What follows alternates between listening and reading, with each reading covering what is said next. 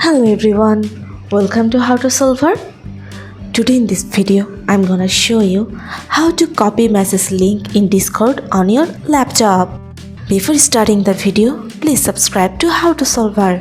So, let's go. For this, you have to open your Discord. Now type a text.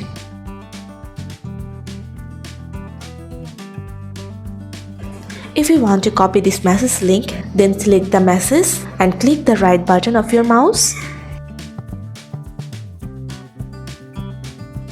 Here you'll find copy message link. Click on it. So this is how you can copy message link in Discord on your laptop. So guys, that's it. You can do this. I think this video is very helpful to you. If it was, then give a thumbs up and hit the subscribe button. And thanks for watching.